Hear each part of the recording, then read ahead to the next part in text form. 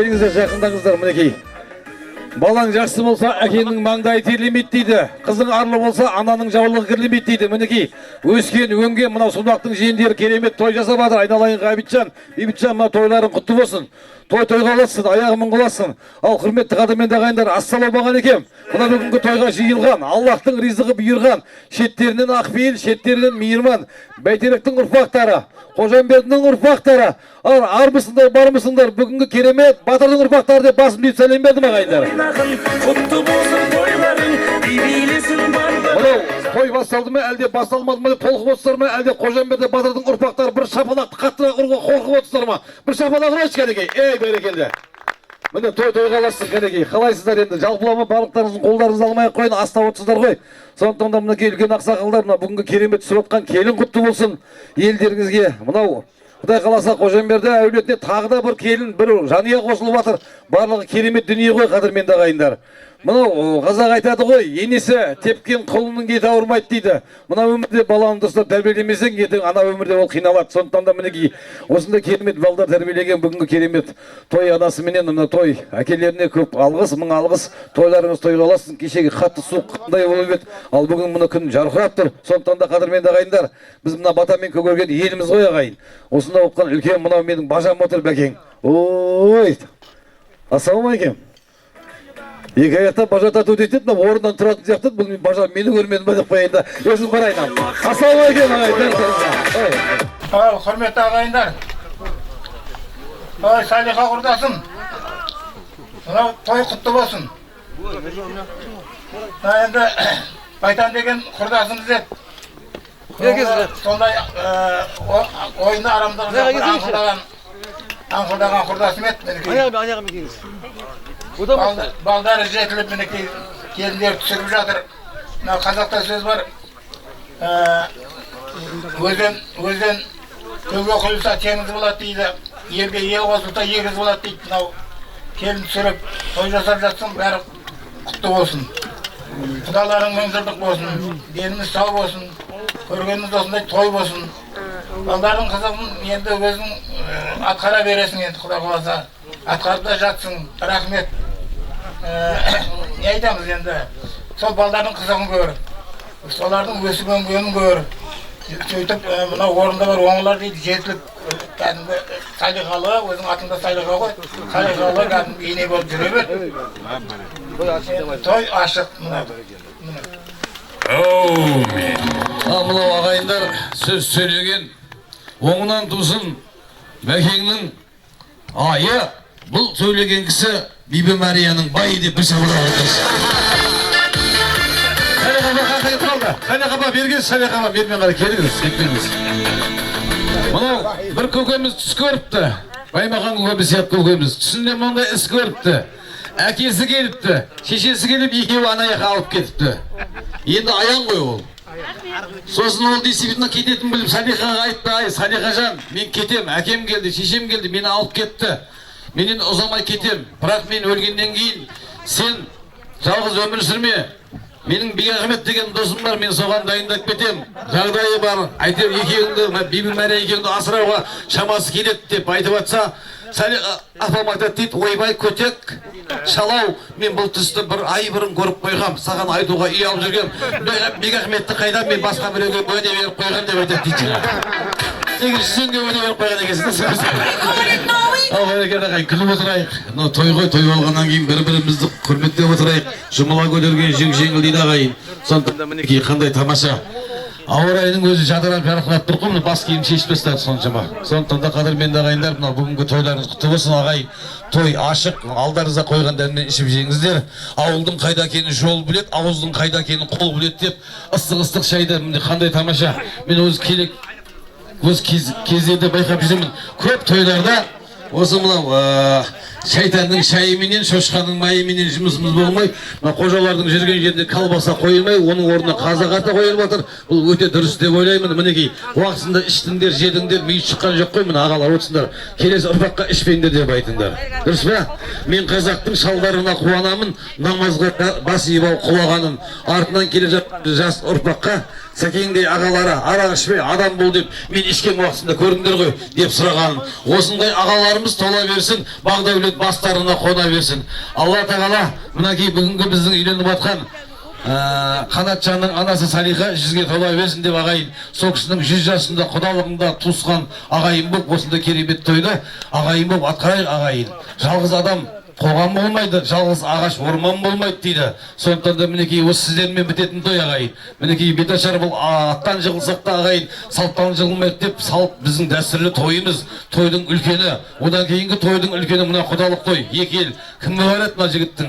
Қандай туысқаны барады? Мысалы бәке сіз таниды, жәке сіз таниды мысалы. О, жүзенің туысқаны екен ғой. Онда тегі дұрыс адамдар екен ғой дейді мінекей. Сондықтан да қадірменді ағайындар, осындай текті жерге келін келіп жатыр. Келін мынау 300-дің төбесінен қарайтын деген елдің қызы екен. Значит 300-дің кришасы ғой енді олар, иә? Бізге криша болды ғой. Қанат балдарыңыз енді кришадан қыз алып жатыр енді, жаман болмайтын шығар деп ойлаймын, айналайын ағайын. Сондықтан да мінекей отқан Науыл Өркенжан құтты болсын. Сендердің класстастарың екен ғой. Кейін соңынан үйленгенде әйелі жас болады, бәрінің көзін соған түсетін болды ғой енді, Құдай қаласа. Ай, бәрекелді ағайын. Келін дайын ба? Міне. Ана, келін, шамал, колобадан арақ тартыңдар шамал, арақ тартан мені. Ғабит қайнағасы, молодец, жүгіріп жүр осы бала. Бәріне жүгіріп жүр, ат салысып. Алла ғұмырлы қылсын. Бар, біреу 20 жасында үйленіп жатса, біреу 30 жасында үйленеді, біреу 40-қа жақында үйленеді. Дегенмен де мінекей бағы жанып тұр бүгін, Құдай қаласа. Біздің Құдай қаласа Алла беріп Қанатжанның. Сондықтан да қазір келін дайын болса, біз дайынбыз ағайын. Келінді алып шығуға рұқсат. Мына жиендер ұстасын, иә? Жиен ба? Бәрекелді.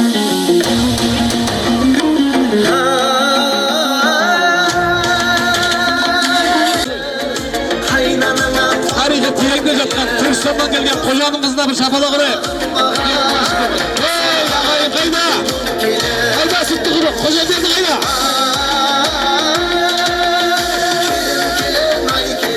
Ақ батаға бай келін, жайнататын қабағын, қайнататын шайнеген. Келін, ай келін, келіндікке сай келін, өзге үйде туылып, өзге үйіне келгенің.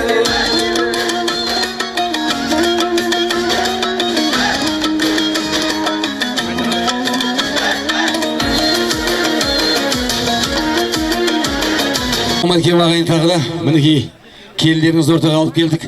Көптен күткен мінекей келін келді ауылға. Келіні Дәулет деген бар. Ау, қожайын ағайын, бір шапалақпен қалды. Азамат жігіт мінекей толықсаған шағында алып келді ауылға, өзінің күткен бағында. Бұл бір келін аққу қыз көлден көлге ауысқан, іздеп жүріп ағайын өзіңменен танысқан. Жатсынбай қалайық әдеппен жақсы танысқан, шарықтасын дауысым күн бірлетіп ауылшын. Шаш топтан ұялмай баяндаймын аянбай, бұл келіннің келбеті қыз жібекпен баяндай. Тәрбиесі тамаша, келбетіне қараса, алдарыңа келіп тұр ақ маралдай бір бала. Сыр алдырмас көмейім, телмелеп айтып көрейін. Ал ағайын бір шапалақ ұрсаңыздар, келіндеріңіздің бетін ашып берейін.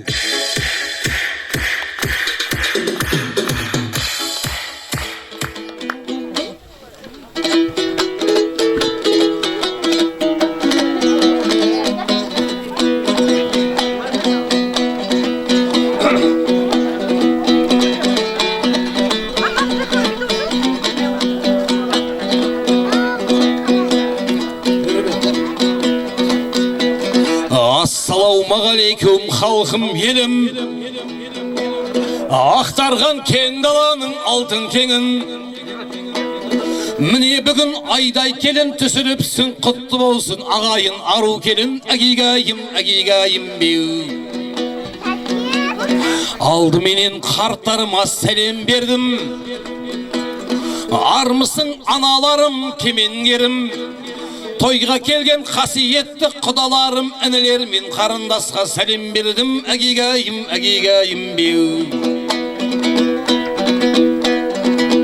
Ай жөн болар осы тойды шаң қылғаным, ағайынның айызын ау қандырғаным.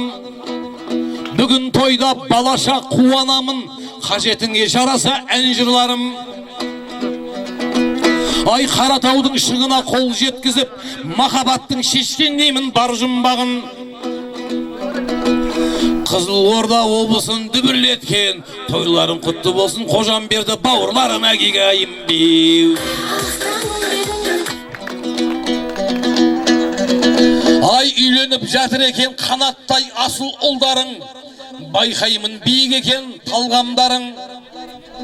Жақсы сөз жарым ырыс болады екен, ағайын осы менің аңғарғаным. Ай сіздерге жақсы тілек айтайыншы, құтты келін болсын деп алғандарың. Қанатжан жетеді ғой бойдақ болып, Қожамберді төмен арық, жаңа қорған екпінді сунақ атқаның қыздарына сандалғаның. Ал енді аяғыңа тұсау түсті, ешқашан сөнбес екен жанған бағыңа кигайым беу. Ай қалаймын күнді осындай той болғанын, дәулетіңе сәулетіңнің сай болғанын. Қаратаудың шыңына қонсын деймін, құлашын қыран құстай жайғандарың. Қадыры қанылы қожағайын Қанатжанға тапсырды бір қыздарын. Бізді енді қожаларға қанаттай Қожамбердінің батырын тапсырамыз. Күйеу баласын сыйлаған ау пайғамбарым.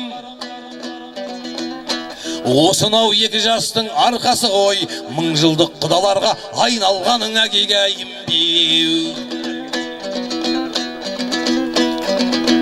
Ай ер жігіт көрсе дағы боп салайды, ешқашан білмейді екен жоқ санауды. Қожамберді мен қожалар құда болып, бұл тойға жиналып отыр көп қалауда. Қанатты күйеу балам деп құрметтесін, 90 баулы қожалардың 90 аулы әгегайым беу. Ай сыр елінің ел жұрты зиял ғой. Жасмина естіп жатсың ба? Жасмина қыз келіндеріңіздің ұяңы ғой. Қожалар қыз бердік деп өкінбесін, бір қызын Қанаттай Баймақанның бір ұлына қияды ғой. Айналайын Жасмина жақсы жерге келін болдың, Қанат біздің тек татаның тұяғы ғой әгегайым беу. Айналайын Жасмина жақсы жерге келін болдың, Қанат біздің Қожамберді батырдың тұяғы ғой әгегайым беу. Ай той болып жайнап жатыр қырда гүлім, сіздер үшін оу ағайын үземін жырдың гүлін. Айдай аппақ Жасминаның бетін ашып, алайын ағайынның ырзалығын. Іспесікті бер әкел інім менің, көрейік қисқансыздардың нұрзалығын әгегайым беу. Іспесікті жақындат інім менің, көрейік нағашы сунақтардың нұрзалығын әгегайым беу. Тоқпандар дайысыңдар ма?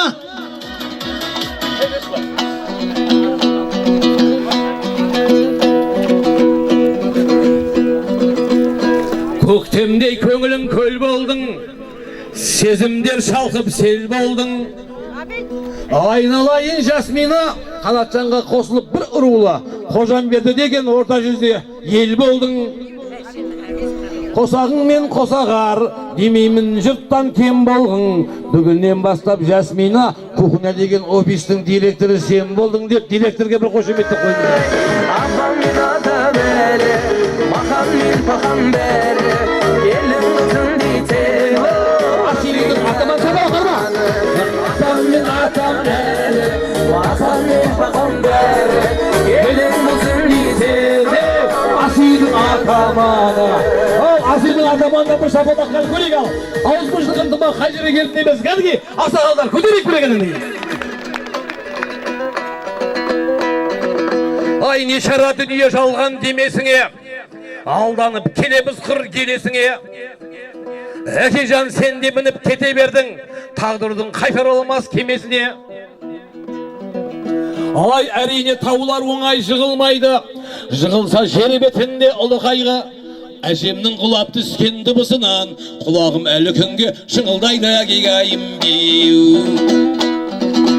Аз беті халқым білсеңіз, өмірде терді төккендер, бақытты жандар емес пе бүгінгі тойға жеткендер. ұмыт болып кетпейді ай, көре алмай ерте кеткендер, риза болар әруақтар еске алып құрмет етсеңдер беу деп. Айналайын ағайын, өлі риза болмай қазақ айтады, тірі байбайды дейді. Сондықтан да қашанда салтымызда, дәстүрімізде үлкен бабаларымызды, әруақтарымызды, аталарымызды сыйлаған еліміз ағайын. Сондықтан да келіннің алғаш сәлемі әруақтарға арналады. Айшым апамызға, Нұрмахан атамызға, Туған Баймахан атаңа, Мәрзия, Рахматулла, Абдулла, Сәбит, Исенкүл, жалпы әруақтарға айналайын Жасмина жан алғаш сәлемді иіліп аямай сал кәнеге. Мың сәлем әруақтарға.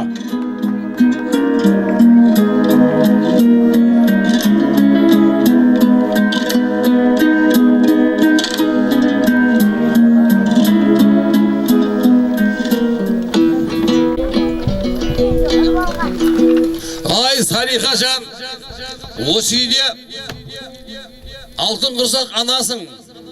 Балдарының арқасында Құдай қаласа, жаңа Байекең айтты ғой, Мәкке Мәдинаға да барасың. Әр уақытта атаңды, енеңді, шалыңды, байыңды айтып жатқанда тым қимылдамай тұрсың ғой. Банкыны бәрібір өзің аласың деп. Кәнеге Салихаға бір шапалақ ұрайық кәнеге. Сесіш? Өшпесе болмайды кәсір. Банкыны өз балам ойланыңдар.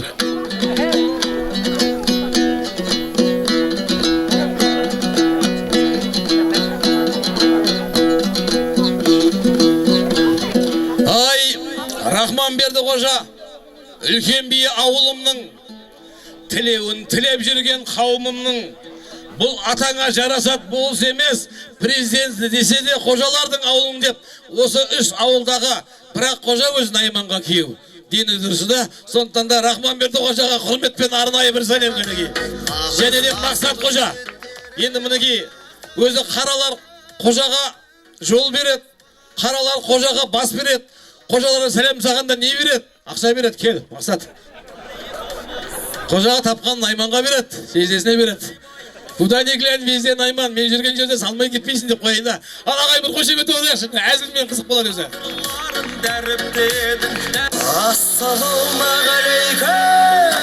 Қожалар!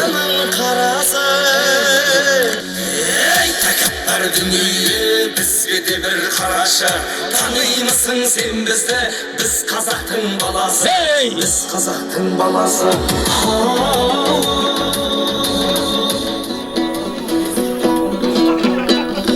Күләштай біздің мынау отыр асыл анам.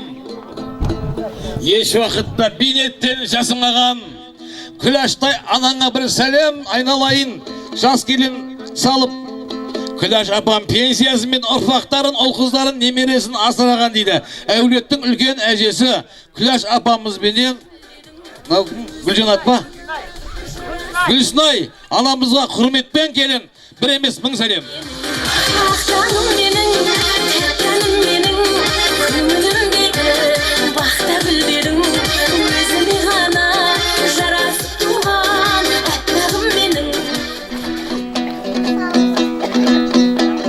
Ай сыйлықта Салихадай анаға біз келінді Түркістан қожа елінен әкелеміз. Қыз сыйлаған қазақтың баласымыз. Ей айналайын Гүлсінай келін. Бұл Қожамбердің балдары әйелдерін алақанға салып мәпелейді. Айналайын Гүлсінай, Салихадай туған анаңызды өзіңіздің туған әке шешеңіздей мәпелеңіз. Салихадай сонақтың қызын сыйлаған келіндерге аспандағы ай мен күнді әпереміз әкегайым беу. Аспа, тасыласың ғой, асықпай тұрармадың ба? Туған анаң ұл мен қыздың анасы ғой, анадан басталады келелі ой. Қанаттай менің ұлым үйленді деп, ой, Қазақстанға беріп жатыр, қыстың күні керемет той деп, төбесі ашық бұзда күннің нұры шашып тұрған, жақсы адам күндей, күн барлық адамға бірдей деп, аузында бір простой тісі жоқ, ештеңеме іші жоқ. Бүгін тойымыздың төрінде туған анасы билеп шықсын ортаға, Салихадан сұлу кісі жоқ. Ал, көрейік ал, музыка, билеп шығыңыз енді. Ал, билеп, жағынан ортаға, билеп.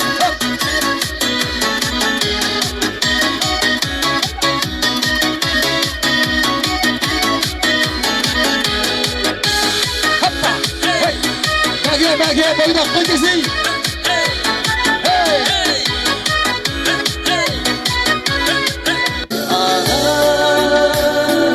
Аяулым өзіңмен мақтанам. Ана, мен сені Меккеге апарамын. Ана. Осындай аналарымыз аман болсын ағай.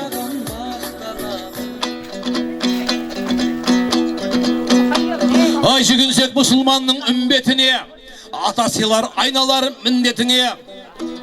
Ахмет Жансейіт, Қаныбай, Бекахметтей аталарды болады жүземенен Тұрсынбай, Сәкеңдерді, Мейрамбектерді Қазақстанға үлгетуге. Қалила, Сапила, Мұсабек, Әлім Сарыбай орынбасар. Көбей Әбутәліп, Махмуд Ормандарды мақтап жіберейінші. Аққали мен Жұмағали ең мықты аталарын ғой. Базарбайлар орайды бүгін тойда. Жас келінді үлдесімен білдесіне деп әулеттің мықты аталары, ыңғай байлар. Сондықтан да бастайын ал. Ахмет, ен ағай бөле айтпай қойын, кемпірлеріне қосайын, жанжарларына өткен Құдай қосты ғой. Оны сізде далада шамал салқындап, аяқтары ұзатып күту мүмкін. Енді сіздер ойлап жатқан жоқпын, жас келінді ойлайық, иә?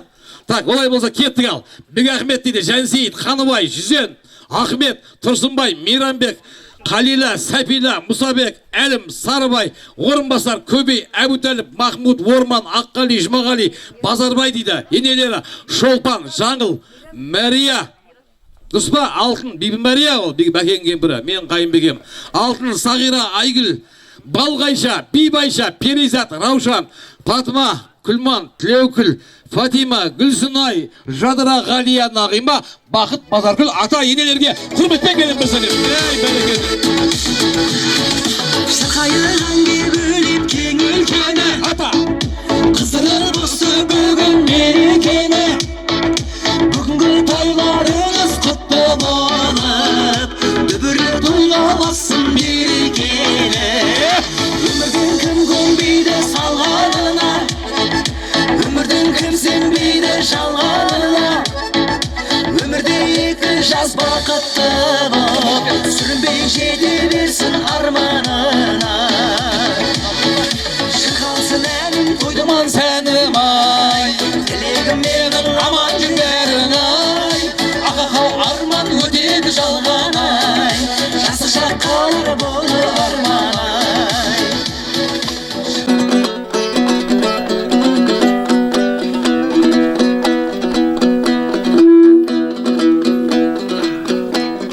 Бәйгеден қашаннан да жақсат келген, жамандарын арттарына тастап келген. Жақсылық пен Макираға құрметпенен бір сәлем сал. Түп нағашы жұртты осы кісілер бастап келген. Киелі бейнежеміз ағашындай, саяшай одан асқан табасыңдай. Ай, өз жұртың қайын жұртыңды қоссаңдағы, шіркін-ай болар мекен, Қасымдай нағашыдай.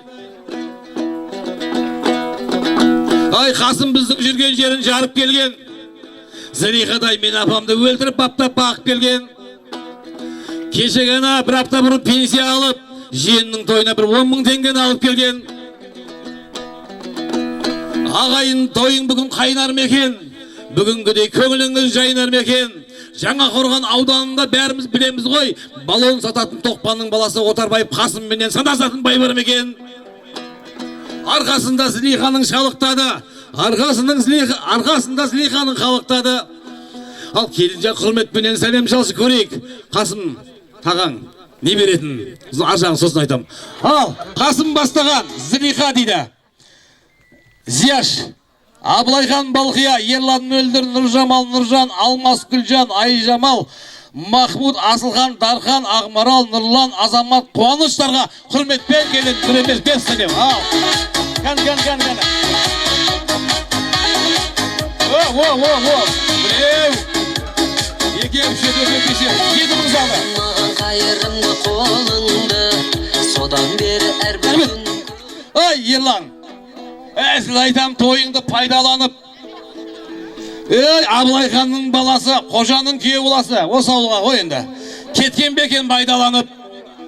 Ой құрметтеп ерлан деп айқайлап тамағымды жасап атқанда 1000 теңге салды ғой, ойбай, айдан анық. Қана ерланға арнайсы деп қайға кеттің ерлан, іздей ме? Кел ерлан бер кесе ортаға кесе кел. Кәспи деме? Ал, ерлан. Ерлан. Сен жамандыққа жолықпа, жолда жүресің ғой. Мен тұрғанда ештеңеден қорықпа. 701-361-80-04 аударып жер осы нөмірге Каспий Голдқа. Кел, наға көрсет бір аудар еді. Ел көрсін да сенің бәрі наға жымсың ғой.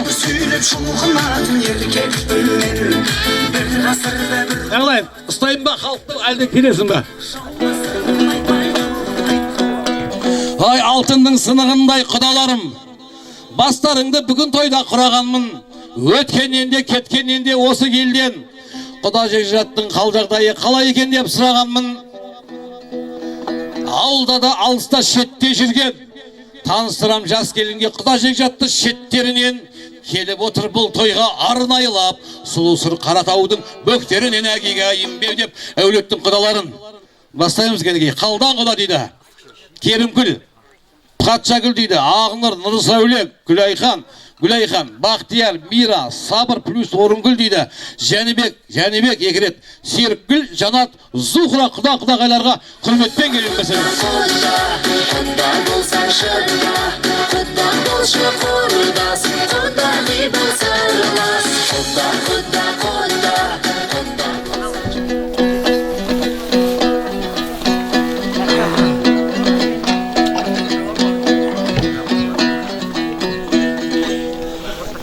Қазақтың Қожамбердің ұрпағы Сәтпайдай палуаны, өнердің базы өзінде алуаны, 48 мемлекетте служит етіп, ешкімнен қайтпаған жүректі бай әруағы.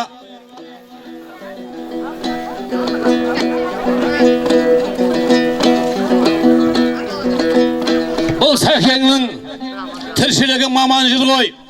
Қанша тірлік болса да заман бір ғой. Бұғалтырдың байына құрметпенен басың дейші. Ауыспай бұғалтырдың ақшасы көп болғасын ба, аман жүр ғой әкегейім деп. Сәтпай менен алмадай, қайнаған менен абысынға құрметпен келін. Арнайы бөлек сал деді, бөлек салдырып атырым. Ал қошемет деп, мұзға. Ерегіскен, артынан күрескен дейсемесін ба? Естіңдер қоя, қажымағанды жеңген балуан. Ал қошемет деп қоя.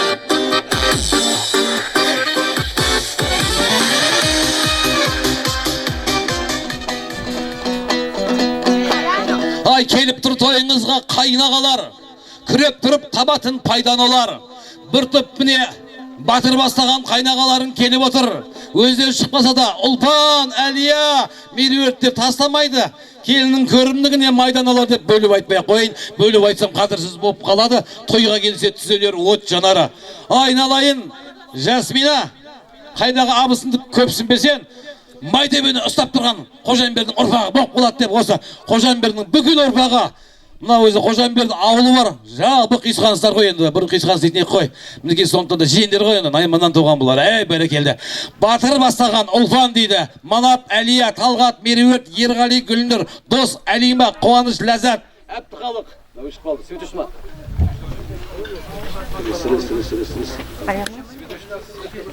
Рис. Так, кімге келдім? Так, қазір. Әбдіхалық, Ұлман, дұрыс қоя, Ахан, Сандуғаш, Айдос, Мөлдір, Мақсыт, Айсара, Мұрат, Рахима, Динара дейді. Бауыржан, Мөлдір, Хамид. Хамид, кекші женсің қойсын, білесің ба? Палатка, хозяйны. Мен танығандарын қоймайым ғой еді, Хамидке келдім ба? Хамид, Индира, Іздей, Мәдина, осында керемет қайнаға абысындарға құрметпен келін, бір емес 1000 сәлем.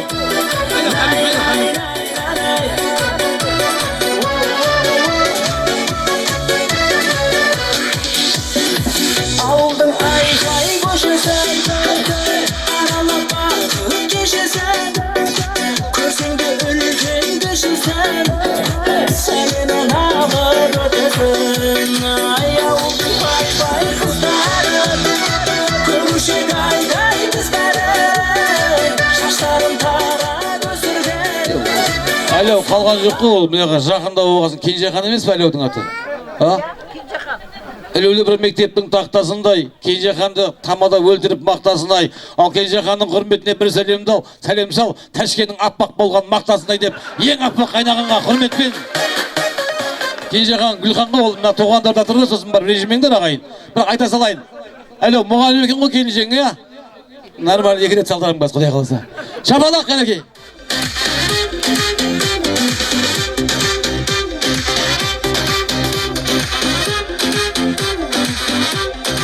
Не істедің сен? Қой, рахмет. Не істедің сен? Шығар жүрдік қана оланы. Ашуланбашы.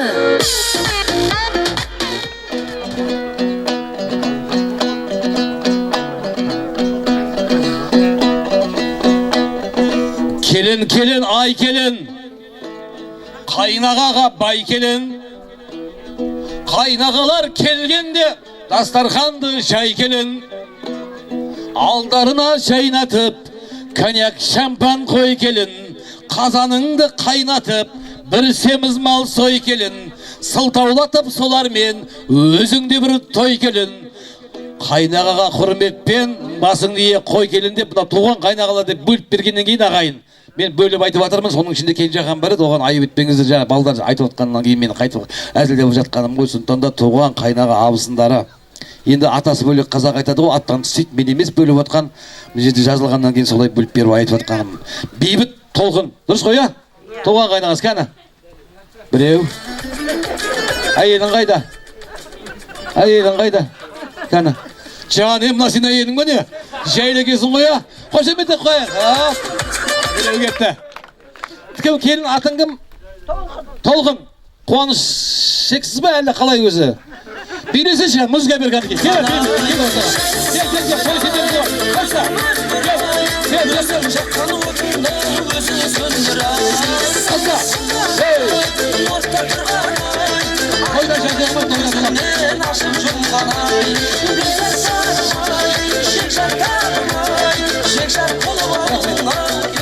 Beybit koyup durasın mı? Birgesin mi? Бәсе тамақтың бәрін кім жейтін көріп тұр ғой. Толқынды өлтіріп баққан екен, мойнына мынандай тұрыс кулоны бар алтынды таққан екен. Салиха ба, тақтасын. Ал ағайын Қошеметпен қол соғыңдар. Салиханың келіндерін мақтан екен. Сал. Мен сен әйеліңді мақтап ақында әйелің тұр да, сен жүгіріп жүрсің да, жүгіртіп қойып қой сен, уже. Ырзың кетеді. Осы баста жүгірген дұрыс, кейін мен сияқты қатты жүріп кетесің, отында осы баста жүгірген жақсы. Араларында бірдеңе бар-ау деймін да. Бар ғой, қашып қой кейбір.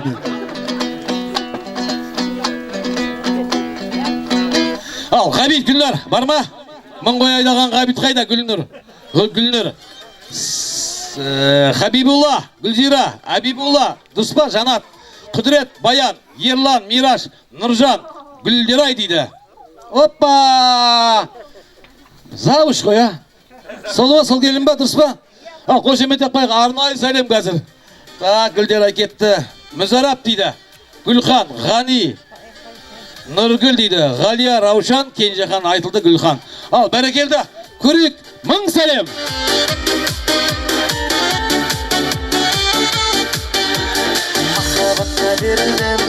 Қайда?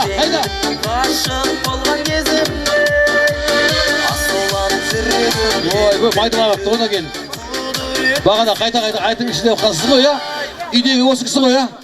Бәрекелді. О, сұлу жоқ. Гүлдерай. Гүлдерай, бүгін тойда сіз секілді. Ғашық болған талай жігіт өзіңізге біз секілді. Сені біреудің келіншегі деп айтуға аузым бармайды. Паспортын бүгін алған 18 жасар. Қыз секілді деп, қыздай келін. Мына кісінің күйеуі қайсың, әнеке шапалақ ұрып қойсын. Майдаланбаса, айдықта нормально. Отыз кварталіне бәрі шыға қойсын берген. Жоқ, мұғалімнің зарплатасы қанша, айтшы? Баппадар жоқ. Қанша мұғалімнің зарплатасы қанша? 500 бар ма? Нормально екен ғой. Ғабит, сәлем салып жатыр ғой сендердің бәріңе. Қақта бағана осы, айқайлап жүрген Ғабит. Біреу, әйелің қайда?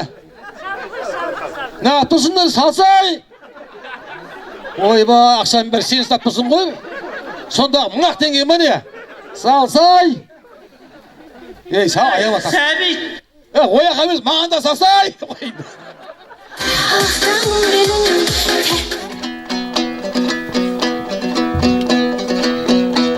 Ай, жолы болды Қанатжанның сәтті деп. Әулеттің қыздары келіп отыр, осы тойға бақ тілеп. Мынау ауыл тойында ақсақалғана тойдың бетін аштырып жатырмын ғой. Ал қыздар ертең ресторанды айтасыңдар ақ тілек деп жұртты жарытпай қойға, бөлек-бөлек жармай қойын. Таудың соққан самалындай аңқылдаған, айтуға терең ойын тартынбаған. Перизаттай апама арнайы бір сәлем жаз. Бүгін тойда тамаданың қасында отырып список жазып беріп жарқылдаған деп, осы адамдардың бәрін түсіріп отқан осы Перизат, осы әулеттің қызы. Ал кеттік, Батырбек, Оразгүл, Қамбар, Перизат, Беркінбай, Шолпан, Бегалы, Гүлмира, Роза, Сүттіқдік ауылдық кітапханасының меңгерушісі Нұрлан, Жанат, Ықылас, Эльмира, Болат, Гүлмира, Асхат, Әзила, Бейбіт, Индира, Өркен, Қымбат, Қаламқас, әтірлерге құрметпен. Әтір Хамиттің мамасы ғой, Түсқасының қызы ғой. Музыка берсе, билеп кетсеңіз қыздар. Періштені тәңір өзі сыйғылды. Бағындыры өрен беріп қалды. Шамнекенсің бұлдай тәтті сүйкімді. Сұлланғағып жүргеніңде сүйкімді. Сұлдырғағып күлгеніңде сүйкімді. Сымбатты сәні. Роза, мына бір ауылға келін түсіпті. Сонымен келін күнде сәлем салатын келін, ол сен сияқты тәтесі келсе қайнапасқа сәлем салмай қойыпты. Сонда Қайынбекес өкпелеп жатыр дейді. Ай келін, айтқан тілді алмайтын болдың, жұмсаған жаққа бармайтын болдың. Күнде сәлем салатын, оны салмайтын болдың десе келін айтады дейді. Тәтешка, туған айдай толдық, бақытсыз болып қанат ініңе келін болып әулетіңе қондық. Кеше Беташарда мақтыңге салдың ғой, екеуміз расчет болдық деген екен. Сенің айлығыңа 38 мың қосылды, білесің ба? Соның еңімізде 5 мың салсай. Маған да 38, саған да 30. Ал, Роза! Тәтешіне бір сәлем! Айт, ал, аудар. 701. Болып деді ғой, айттың ғой. Жоқ, бірден аудаса. Көрейін, халық көрсет, алдап кетесіңдер. Ерлан қашып кетті жаңа. Зәрет өл қапты. Сөйті сондай болды әйтеді маған енді. Ал, байлар дайындалыңдар.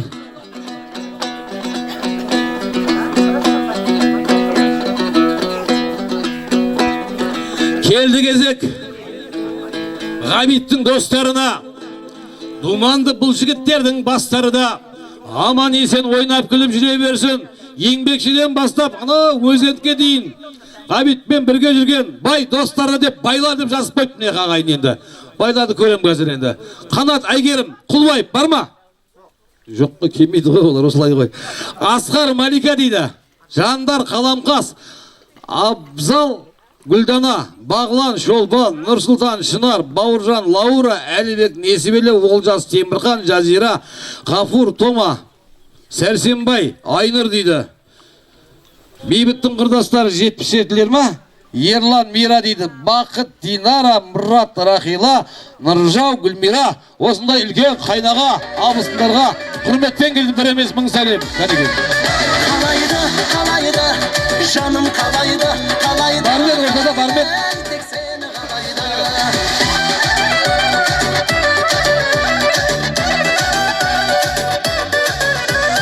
Гүл базарда көремін күнде, жаулап алды жамалың мүлде.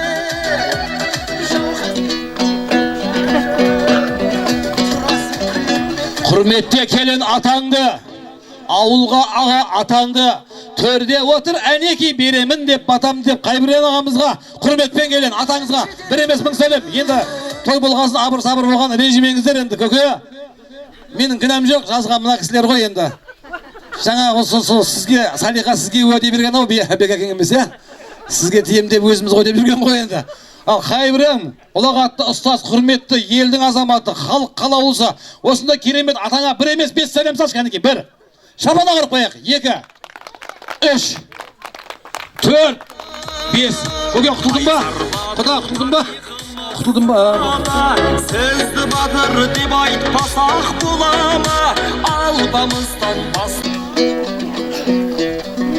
Бұлардың бар ғой шіркін дәулеті де, шырақтай жанып тұр ғой сәулеті де. Байзақовтар әулетінің келіні сәлем салып атқан кезде күйеуі шығып еді. Мен салам деп қайтарып жіберді күйеуін. Бірақ бай беріңдер әулетіңмен деп. Кәнекей.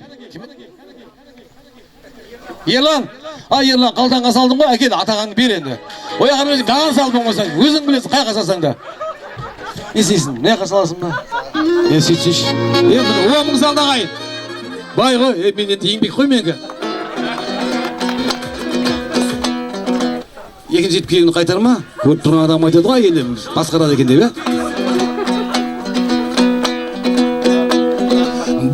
Бөлеміз, жат бауыр ғой демеңіз, ауыл алыс жер шалғай араласа алмай келеміз. Айналайын бөле жан, білесің бе, нағашымыз бір адам. Барлығымыз бөлелер тоқпан сунақтан тараған деп, Қасымнан тараған. Зілиқа бас саған жоқсың маған, білесіз ба? О кісінің бөлек, мен Қасым Зілиқа деп айттым ғой. Мен қарап отырмын ғой. Просто айтып атқаным ғой енді. Так, Пернебай, Айша, Түмнарықтан келген. Мұрат Гүлнар, ағылшын пәнінің мұғалімі. Қайрат Жанар, Сағынбай, Жайхан, дұрыс па? Бөлелерге құрметпен. Мұратта жоқ, бір өте Пернебайда жоқ. Туысқан деп сағынып мен жүремін. Ай, қайдасыңдар жиендер, аттаныңдар. Жиендердің бергенін ап қалыңдар. Осы тойда құрметтеп жиендерді. Бірақ та айналайын, қожан бердіғайын, кетер кезде сақ болыңдар деп бір топ жиен ортаға. Бақыт Маржан, Бақытжан, Нұржан, Дастан, Айгүл, Бауыржан, Айжан, Алихан, Сандуғаш дейді. Данияр, Ерғожа, Аяна, Мадина, Назым, Азамат, Жансая, Рамазан, Қаракөздерге құрметпен жиендерге арнайы мың сәлем. Ой, молодец.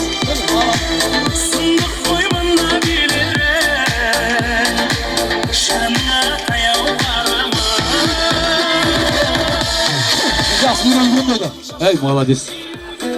Өйстіп құрмет дейтін азаматтарға бұзырыс болды еді.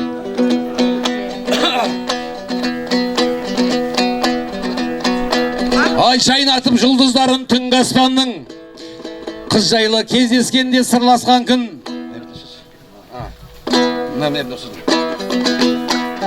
Қанаттың достарына құрметпенен басың дейші. Әзілі жараспай ма бүгін тойда құрдастардың, келді кезек қанаттың достарына. Думанды бұл жігіттердің бүгін тойда бастары да аман есен ойнап күліп жүре берсін. 52-ші мектепті бітірген 92-ші жылы туылған Перизат апайдың ұл қыздары қанаттың достары деп мінекей Ерзат бастаған. Дұрыс па 92-лер? Нүркен қайдасын камера? Арман, Асылжан, Бекболат, Нұрболат, тағынан Нүркен дейді. Исатай, Бағдат, Ғалым, Ерхан, Еркебұлан, Жасылан дейді. Фархат, Ағниеті қоспайып бетер. Аманжол, Оразбай, Бағдат 2 дейді. Олжас, Нұржан, Ринат, Біржан, Әділжан, Байжан, Рақымжан, Кең Жайқын дейді. Қуаныш, Ратөн, Ғалым Ақтаудан арнайы сәлем жалдап атқан Ғалымға арнайы 5 сәлем. Ал енді қасында келіншектерін жазбаған, бірақ келіншек жазыпты. Келіндермен бірге шығып ортаға. Ал, қосында келген, тойларын құтты болсын. Татитындай бір басың, сағыңсың басың, жаным құрдасың. Сен мен үшін орны бөлек болмасың. Сағыңсың басың, жаным құрдасың.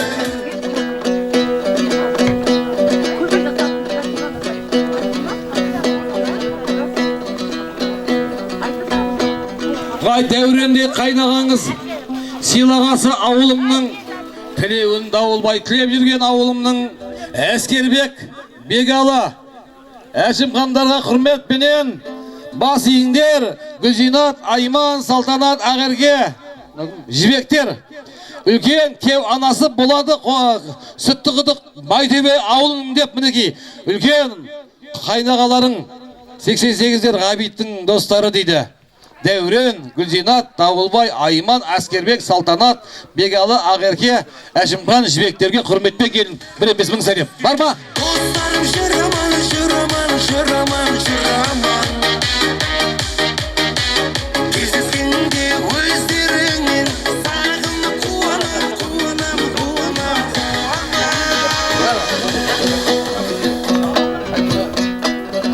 Ағайын тойың бүгін қайнар мекен.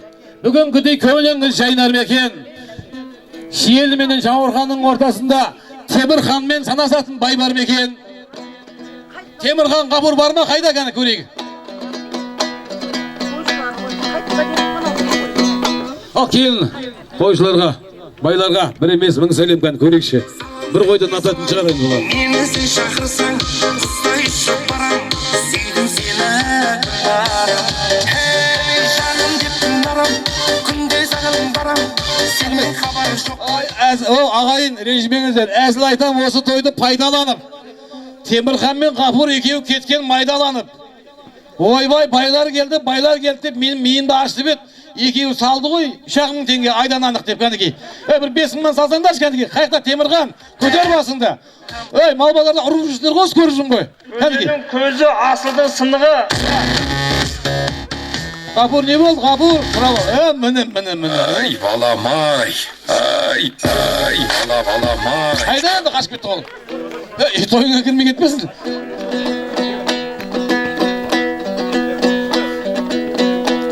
Оу, ағайын, менің сенен сұранарым. Құлағыма жаңағыда келіп сыбырласаң құп аламын. Қалып қойған ағайындар кім қалды? Қолдарын көтеріңдерші. Оларға да нормальный бір сәлемді салдырамын. Қалтасындағы портмонесін алдырамын. Ешкім қалған жоқ, қоя, дұрыс па, Сәке, Байеке. Жас келін айналайын жасқан бағың. Бақыттың аттап кірдің баспалдағын. Бір жүрген қатарыңнан кем болмайсың. Қасыңда аман болса қанаттай қосқан жарың. Қазағым аман болсын берекелі. Қазағым аман жүрсін берекелі. Дәстүрін атам қазақ жалғастырған. Тойларың тойғаласын қожа берді ауылы берекелі кегайым беу. Келін шаршама, қол аяғың талса да, иіліп сәлем сала ғой отырған мынау баршаға. Бәрі сенің туысың, бәрі сенің ырысың. Халқым саған рахмет, менің бітті жұмысым беу.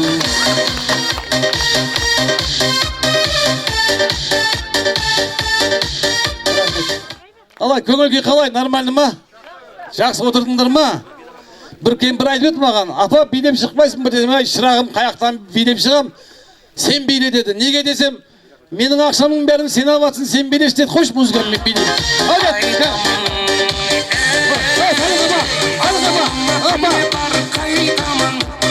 Көздеріңе махаббатты байқадым, күнде саған тәтті әндер Кесей, бәреке. Кесей. Ой, кесей. Ой, бойлап қой кесей. Биле, шабалақ. Кәл. Ал, биле. Бол, қатай береді.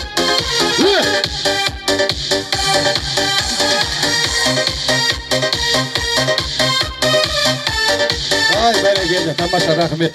Бәйге кет, апап кел, бетінің арқасына тұр. Бата бересіз, кезеңші бермен қарай. Арқасы бар ма, немене береді? Сондай. Ояқта нең бар, сосын береміз ona. Мына ағайын қараңдар, сұлу әйелде меткі болады дейді. Қалма бірдеңе, міне. Меткісі бар екен. Тоқал алам деген еркектің мұрнының астында шөтке болады дейді. Құтты болсын. Шылар есі бар. Мәрия шашын алады ғой. Батаны кім береді? Әзіл ғой, қызыл жасыңыз келмесе, қыздың сәні кірмейді, әзіл қалжың болмаса, тойдың сәні кірмейді. Үлкендеріңіз келіңіздер ағай. Мен сен деп бөлінбеймін. Алақанымда жаямыз, қайда, қанат қайда? Қанат кесін. Көке, бараға кеп тұр, мына жерге. Бараға жақыннан бауыл, мен бүтірлі болам, сен жақындасам. Мына бүгінгі керемет той барлығымызға ортақ. Міне текті елден қыз алсаң, Салиха апа. Көкелер, Байеке, Сәке, сіздер күйіп қалдыңыз ғой. Ошағың сөнбейді дейді. Тексіз жерден қыз алсаң, ана басыңа өрлейді дейді. Санасыз салдарсыз айтқанға көнбейді дейді. Әйелді айналайын қанат, есіктен кіргеннен сындыр. Әйтпес сен сындырап. Әйелді есіктен, баланы бесіктен дейді. Тәрбие қылмасаң қаласын кешіккен дейді. Жаманат келтірме аяулы. Айналайын қанат, мынау анаңа. Жасмина, сен де әкеңмен анаңа. Мына анаңды өзіңнің туған анаңдай Салиханы бағала. Сынақтан сүрінбе, сүрінсең түңілме. Байлықтың соңынан қуалап жетпейсің. Анау Темірхан мен Ғапурда жетпей қашып кетті ғой жаңа. Маңдайға жазылған сенің бағың қожан берді батырдың ұрпағы. Енді қашсаң да құтылып кетпейсің деп екеуің мәңгі бірге болыңдар. Bir жаста қартайыңдар. Қасынан сосын қалма, түсіндің ба? Әдемеген келіншегің. Ал қошемет етпайық. Аумин. Аллаға жайымыз. Мен саттым ғой. Алақан жайсаң сізді былай. Жеттім. Жұмысың сол. Бәсе бердім, бақ тіледім Ақтасархан басына. Құдайым шын тіледім, періштелер қорғалап келсін деп сенің қасыңа. Көңілің көлдей болып, көргенің түстей болып, қыдыр қонсын басыңа. Мен қандай тамаша. Дастарханың бай болсын, қазан ошағың май болсын. Төрт түлігің сай болсын, көргенде көңілің жай болсын. Ұлың қонып ұяға, қызың қонып қияға, келінің бейбі атанып ұлың болсын бияға. Бергеннен ала танбасын, көбейе берсін мал басың, өсе берсін жан басың, көңілің көкке самғасын, досыңнан көңілің қалмасын, дұшпаның сыра болмасын. Жолың болып жортқанда қыдырата болсын жолдасың. Аумин. Айтқаныңыз келсін. Аумин. Көке, мен қасында жүрсеңші, ол мұна батадан келеді, әбден нормально. Көке, сізге. Біраты халық әңгіме қылатын болды. Шапан жапты деп, абырой болды ау. Халықты көзінше абырой болды ау. Рахмет. Рахмет. Сізге. Сәке. Бәйге, мынау саған бажаңнан шотау. Болсын новый тоқал.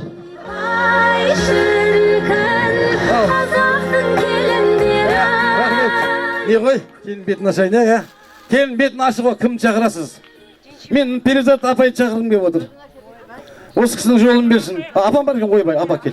Екеуің барыңдаршы, екеуің апай шақ. Так, не ғой, ә? Өлші қалды. Өлші қалды. Не ғой, кәсіпі көп шиқ-шиқ еткен жоқ қали. Шымен ғой, айтқан адам, әйел берем бесе берет. Мен басқа нәрсе сұраған жоқпын.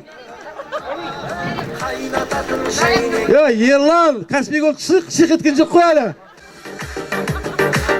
Маңдайынан сей. Апа бетінен жеме бет бақ болады, ана баланың өзі онша тамақ іспеген ба білмеймін енді.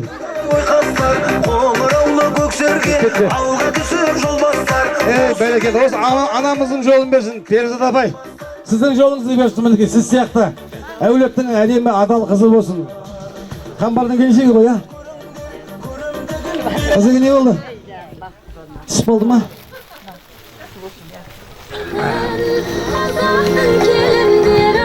Ана маңдайынан кей жауып шығару керек еді ма келінді.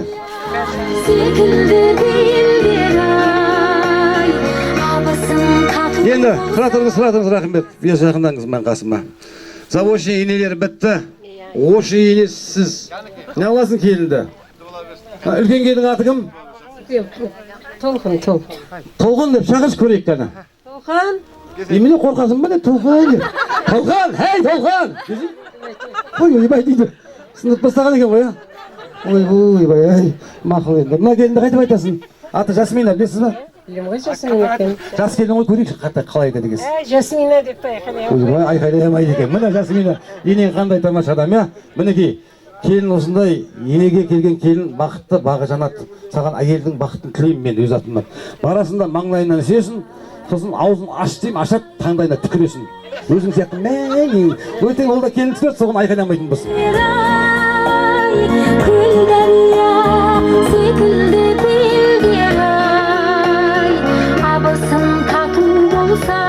Асықпаңыздар ағайын. Маңдайынан сүйдіңіз ба? Түкір енді көзің тебесін, тіпай деп. Екі қолымен иығынан алса, екі қолымен ұрса, иығынан бітіп ұрады ғой, тіпай. Түсіріп боласыз ба? Жақындап тұр. Жақында апа. Міне апамның жолын берсін мінеке. Апа 100-ге жетіңіз. 100-ден кейін жас бар. Біреулер тамадылар айтады, 100-ден кейін кетіңіз деп кетпеңіз. Келген көмей бады. Фотоға түсіп, бақытты сәтімді менің. Рахмет. Болды ма? Толқын қайда?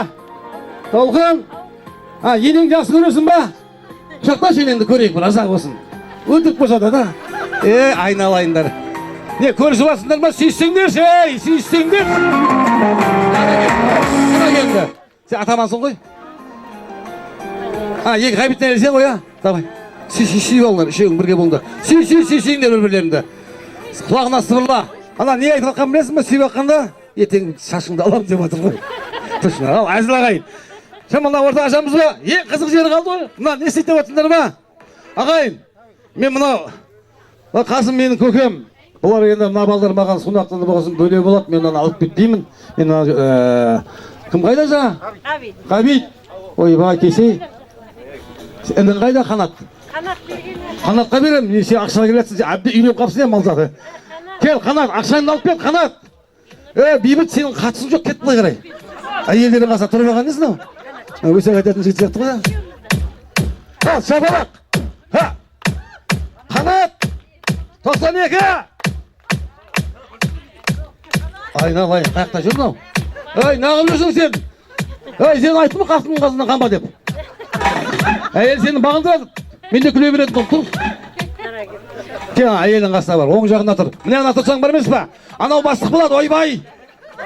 Демалсай. Ал, ағайын, мұны ақшаны мен Қанатқа ұсынайын. Дұрыс па, ағайын? Беташарда жалпы кейде бір жерде аламыз, бір жерде беріп кетеміз ғой. Дегенмен де осы ағайын тұрған мына кісілердің барлығы осы келіннің сәлеміне салып жатыр ғой. Сондықтан да Қанат, мә, ұста. Мынау сенікі. Сен кімге бересің? Әйелде береке. Анама берем. Бер. Сіз кімге бересіз? Келінге берейін. Бер. Да ты чё? Ал. Мен мына ішінен бір еңбек ақап қалам. Дұрыс па? Енді мынау саған камера. Мынау саған. Ал, ризасыздар ма ағайын? Ал, бағын жасын, бақытты бол. Алла қаласа сен ақшаға қызықпа. Ақша деген шаян, шағат. Бер анау денеге. Екі ұстамай, сәлеміңді сал енді. Бәрекелді. Жоқ, мен алмаймын. Мен бердім ғой. Ал енді осы Құдай қаласа бұда тұрған ештеңе жоқ. Жастар бақытты болсын ағайын. Туысқандар. Бір шапалақ ұрайық енді. Әр жерде қаппыз ғой. Тойғандардың бәрі қайтты. Тоймағандар қалды. Тоймаған дегеніміз батаны соңына дейін бөлісетін кісілер мінекей. Алла тағала сіздердің де отбасыңызда той болсын, Алланың нұры жаусын. Ал тойғандар ренжімейміз енді. Ал келінді не аламыз? Үйіне жіберейік па? Енді келінді ойлайық. Ал келін сенікі Зариға апа. Ақша сенікі. Опа, қыз атаман ғой. Қыз төркінге келеді екен да, екіге бөліп келеді екен, біреу еркелек береді екен. Сонда мына келіндері, жеңгелері тамақ дайындайды екен, біреу ентелек береді екен, сонда сыпырға тірелейді екен. Сен алғыс қыссын айдың ба, саған берді ғой сразу. Алмайтын қыссын ба? Алатын қыссын ғой. Ал, қол ұстас. Аралана тығып ал, қысып ал. Кет, алып кет.